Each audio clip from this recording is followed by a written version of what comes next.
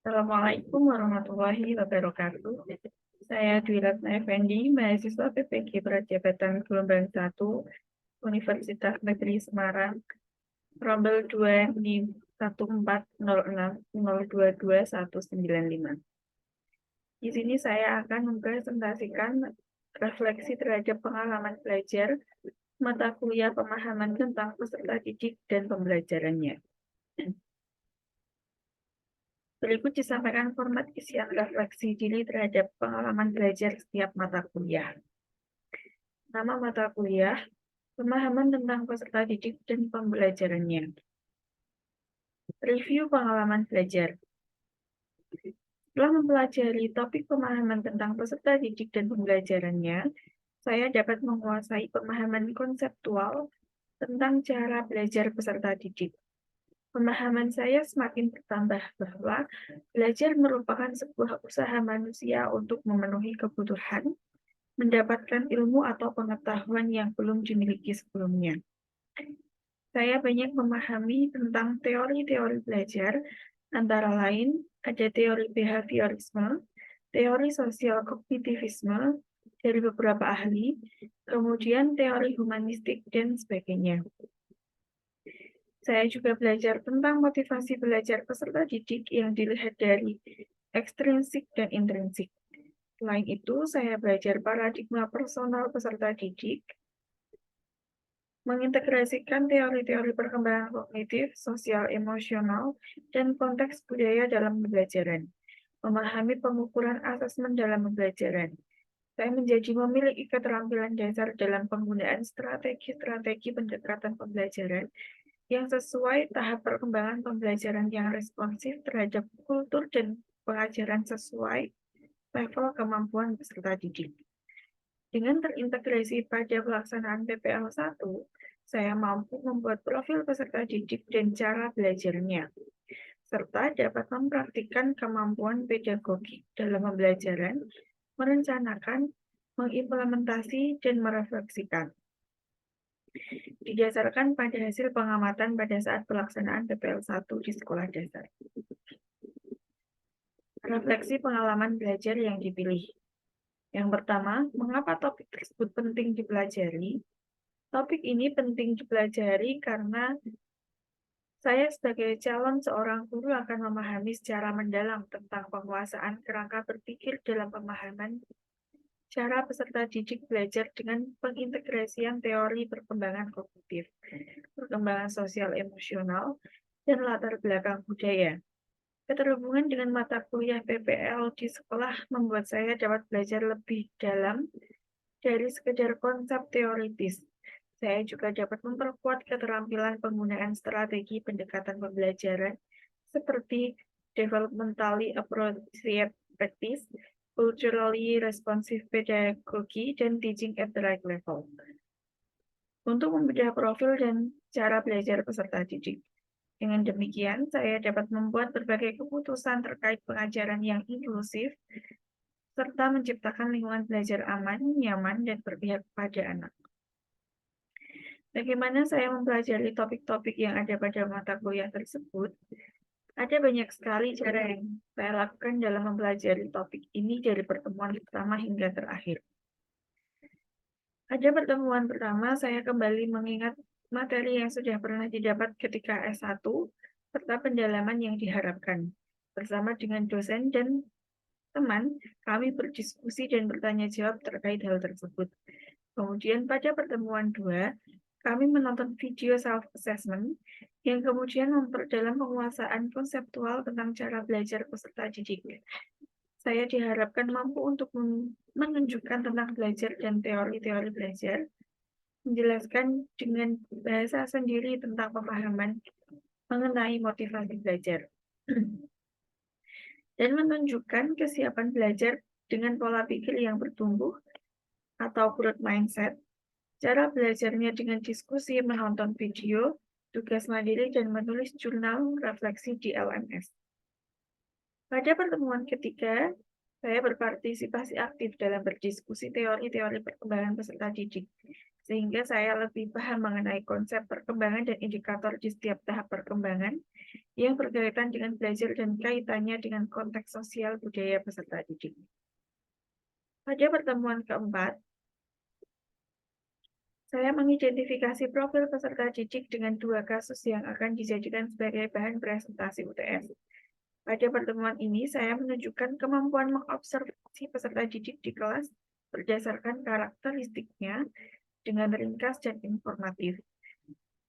Dalam pembuatan profiling, demografi peserta didik, saya mencantumkan identitas diri dan kebiasaan belajar sehari-hari. Kemudian pertemuan kelima, melanjutkan proyek tugas sebelumnya dengan melengkapi profil peserta didik dengan kriteria-kriteria terhadap perkembangan fisik, kognitif, psikososial, moral, emosional, dan motivasi belajar. Kemudian pada pertemuan ke-6, saya melakukan diskusi dengan teman-teman, yaitu membahas dan mengajukan pertanyaan berkaitan dengan hasil observasi di sekolah.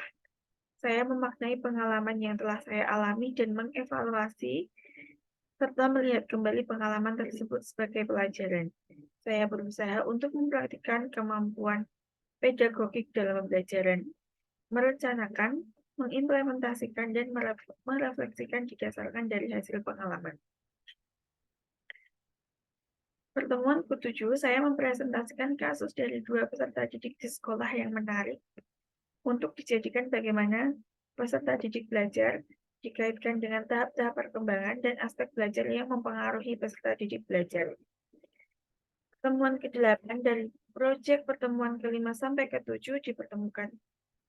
Di pertemuan ini saya mengumpulkan tugas serta mempresentasikan dari 2 kasus peserta didik yang saya telah dan sebagai penilaian UTS. Kemudian pada pertemuan ke-9 dan ke-10,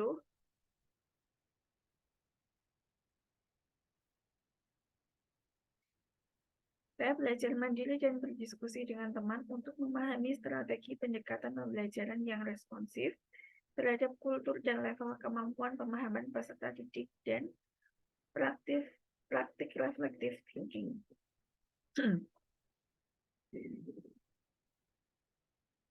Pada pertemuan ke-11, saya belajar mengenai pemahaman asesmen sebagai pengukuran, bukan penilaian tujuan asesmen yang dapat dilakukan serta tujuannya.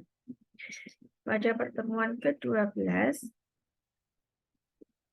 melakukan pengalaman praktik mengajar untuk menguji kemampuan pedagogik dalam pembelajaran. Kemudian pertemuan ke-14, melakukan refleksi penyusunan portofolio dan laporan akhir hasil dari observasi sebelumnya. Kemudian di pertemuan ke-15, mempresentasikan hasil pembelajaran yang sudah dilaksanakan, dievaluasi, dan direfleksikan untuk menghasilkan program pembelajaran dan strategi pendekatan pembelajaran di kelas. Yang ketiga, apakah strategi yang diimplementasikan dalam mempelajari topik tersebut penting bagi saya? Mengapa? Strategi yang diimplementasikan pada topik adalah belajar di kelas dengan dosen dan diskusi bersama teman. Selanjutnya, melakukan observasi dan implementasi dari materi yang dibawa dari kelas, lalu mengimplementasikan di sekolah PPL 1. Kemudian di pekan selanjutnya menerapkan apa yang didapatkan di sekolah, kemudian didiskusikan di dalam kelas perkuliahan. Hal tersebut menjadi penting karena pembelajaran dapat menjadi sangat bermakna dan menerapkan pendekatan experiential learning di dalam mempelajari topik ini. Selain itu, topik pemahaman peserta didik ini banyak mempelajari pemahaman tentang diri anak, sehingga mau tidak mau sebagai calon guru harus lebih dekat dengan anak supaya tahu bagaimana kondisi diri peserta didik yang akan dihadapi. Analisis artefak pembelajaran. Pada topik 1, demonstrasi kontekstual, kami diminta untuk mempresentasikan hasil kerja kelompok mengenai teori belajar.